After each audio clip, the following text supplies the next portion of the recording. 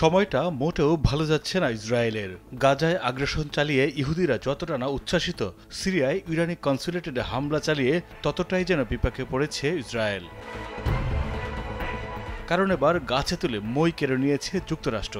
ইসরায়েলের পক্ষ নিয়ে ইরানকে হুমকি ধমকি দিলেও একদিনের ব্যবধানে সুর পাল্টেছেন মার্কিন president Joe Biden.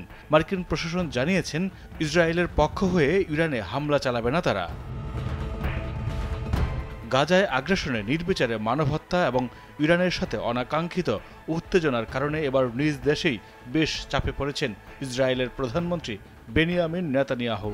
Walton fridge কিনে অনেকের মতো আপনিও হয়ে যেতে পারেন মিলেনিয়াল। সেরা পণ্যের সেরা অফার।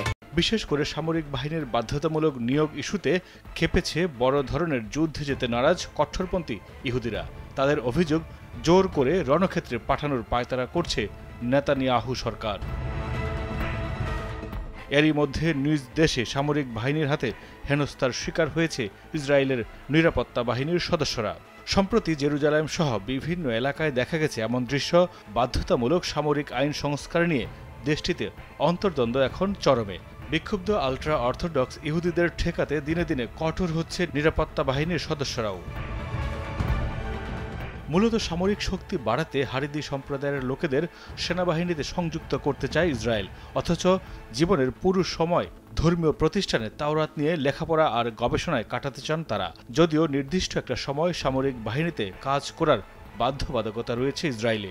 ধর্মীয় চর্চায় ব্যস্ত হারিদি সম্প্রদায় তার অন্তর্ভুক্ত নয়। এবার তা নিয়েই বেঁধেছে বিপত্তি।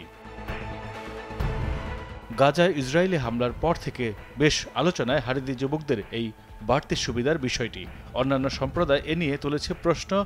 তার প্রেক্ষিতে হারিদি সম্প্রদায়ের ইহুদিদের সেনাবাহিনীতে যোগদানের বিষয়টি বাধ্যতামূলক করে সম্প্রতি সেনা নিয়োগ আইন সংশোধনের সম্ভাবনা জোরালো করেছে ইসরায়েল। আর তাতেই ক্ষোভ ছড়িয়েছে হারিদি সম্প্রদায়ের মাঝে। তারা খেপেছে প্রধানমন্ত্রী নেতানিয়াহুর বিরুদ্ধে। কঠোর ইহুদিদের দাবি, ইসরায়েলি সেনাবাহিনীর মূল্যবোধের সাথে ধর্মীয় মূল্যবোধ সাংঘর্ষিক।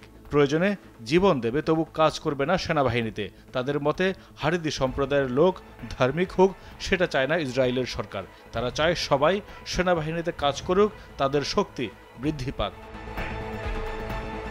হারিদি সম্প্রদায় মনে করে বর্তমানে সামরিক বাহিনীর পরিস্থিতি বেশ কঠিন। তাদের পরিবারের জন্য সমবেদনা থাকলেও সেনাবাহিনীতে কাজ করতে চায় না হারিদি সম্প্রদায়। তারা মনে করে তাওরাত ছাড়া ইহুদিদের কোনো অস্তিত্ব নেই।